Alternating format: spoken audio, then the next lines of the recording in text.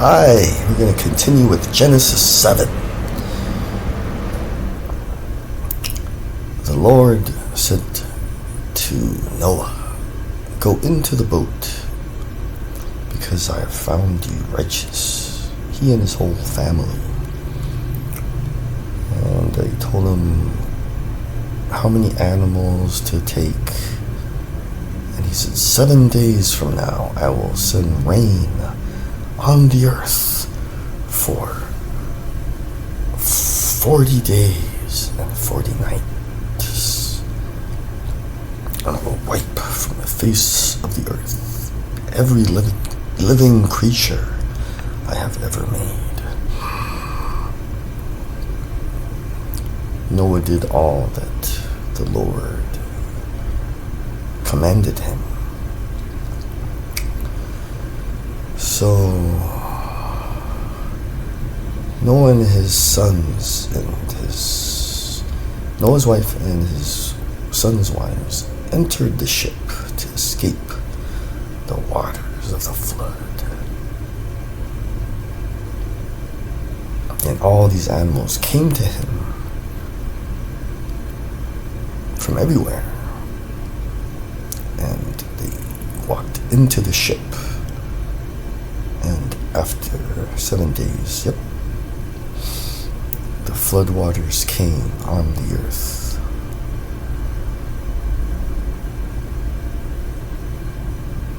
So rain fell on the earth for those 40 days and 40 nights.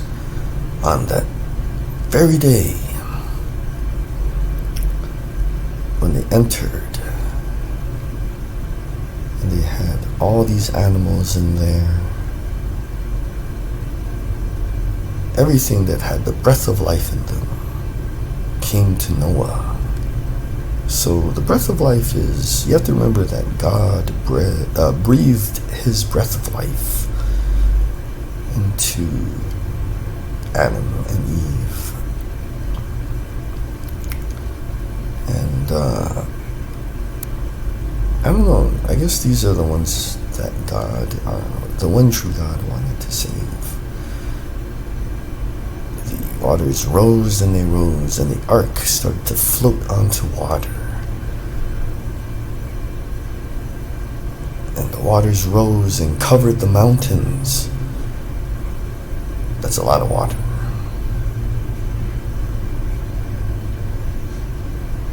So everything else, everything on dry land that had the breath of life too died. And every living thing on the face of the earth was wiped out. Only Noah was left, and those with him in the ark. I think a lot of people died. And then here in Genesis 7 verse 24, the waters flooded the earth for 150 days. Let's go forward to Genesis 8.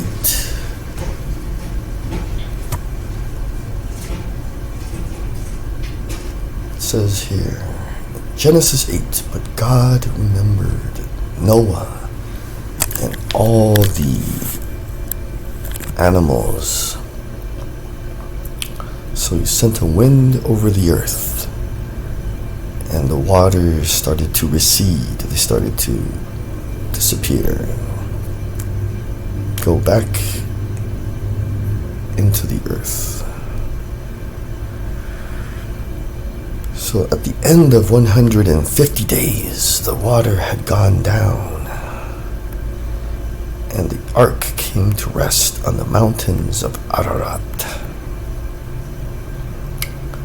And they kept going down, receding, and the tops of the mountains became visible.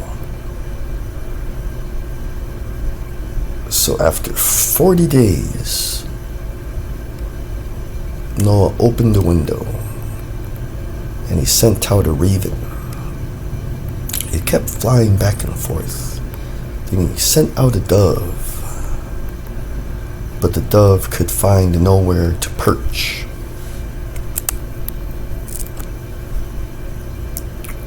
So it returned to Noah. He reached out his hand and took the dove back to himself. He waited 7 more days and then sent the dove out again. When the dove returned, there in its beak was an olive leaf. Then Noah knew the water had receded from the earth. He waited 7 more days and sent the dove out again. But this time it did not return to him.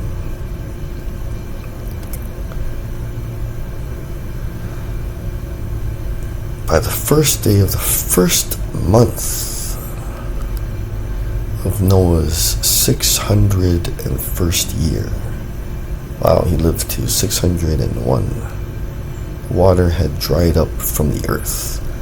Noah then removed the covering from the ark and saw the surface of the ground was dry. By the 27th day of the second month, the earth was completely dry. Then God said to Noah, "Come out of the ark, you and your wife and your sons and their wives. Bring out all the animals so they can once again multiply on the earth and be fruitful and increase in number on it." So Noah came out together with his sons and his wife and his sons' wives, all the animals. They all came out of the ark, one kind after another.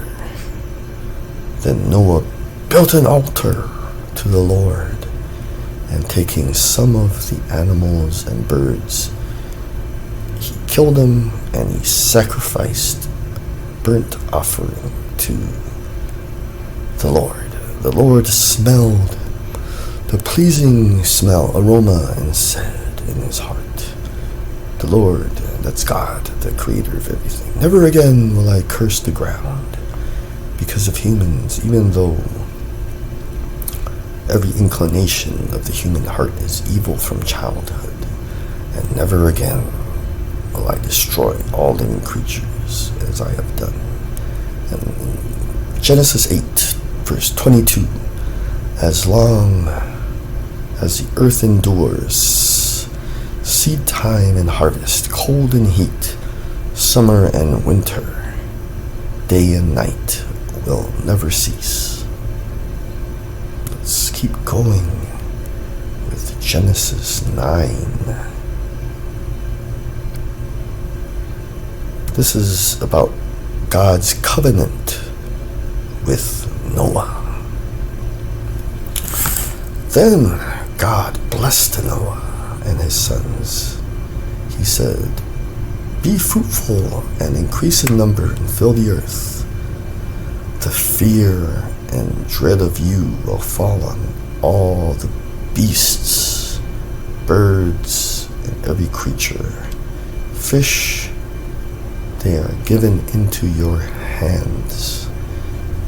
Everything that lives and moves about will be food for you. Just as I gave you the green plants, I now give you everything." So here in Genesis 9, I guess God said, go ahead and eat animals and plants and fruits, nuts, bread. But you must not eat meat that has blood in it. And for your lifeblood, that means if someone tries to kill a human, like if animals try to kill humans, I will demand an accounting from every animal. And here it talks about, and from each human being too, I will demand an accounting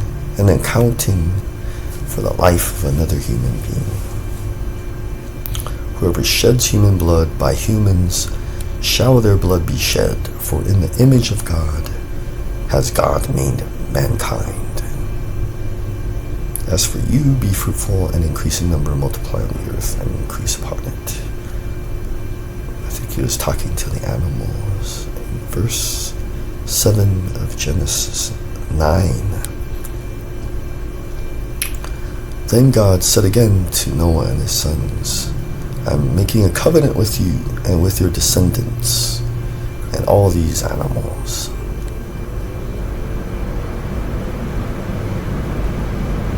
Never again will all life be destroyed by the waters of a flood. And he said, this is the sign of the covenant. I have set my rainbow in the clouds, and it will be the sign of the covenant between me and the earth. Whenever I bring clouds over the earth and the rainbow appears in the clouds, I will remember my covenant between me and you and all the living creatures. Never again will the waters become a flood to destroy all life. So God said to Noah, this is the sign of the covenant I have established between me and all life on the earth. So let's just review that. God's covenant with Noah is that he's a meat-eating person now, and that he would protect mankind from animals, and he would protect mankind from each other. Can't kill each other. And then he said that he will never again flood everything. And the way you know that is when you see the rainbow in the sky. You know, that's the sign. Okay, the sons of Noah. Remember, there are three: Shem, Ham, and Japheth. And let's see. It says here, from these three came the people who were scattered over the whole earth. Noah, who liked to plant things, planted grapes, a vineyard. When he drank some of its wine, he made wine, he became drunk. And he lay uncovered inside his tent. Ham saw his father naked and told his two brothers outside. But Shem and Japheth took a garment and laid it across their shoulders. Then they walked in backward and covered their father's naked body. Their faces were turned the other way so that they would not see their father's nakedness. They would not see their father naked. When Noah awoke from his wine and found out what his youngest son had done to him, he said, "Cursed be Canaan, the lowest of slaves, will he be to his brothers." He also said, Praise be to the Lord, the God of Shem. May Canaan be the slave of Shem. May God extend Japheth's territory. May Japheth live in the tents of Shem, and may Canaan be the slave of Japheth. After the flood, Noah lived 350 years. Noah lived a total of 950 years, and then he died. Right, this is hard to understand. You have to have some insight. I think that Noah, sometimes he would start to go into nowadays they call it like a mystical state. So he could kind of see the future. The descendants of his son Ham, I think that they would not make him happy. So we're talking about all the people who would fill the earth in the future. So he just put them in order,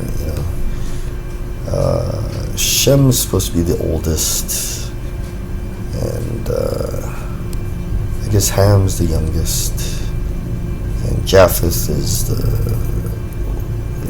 second oldest.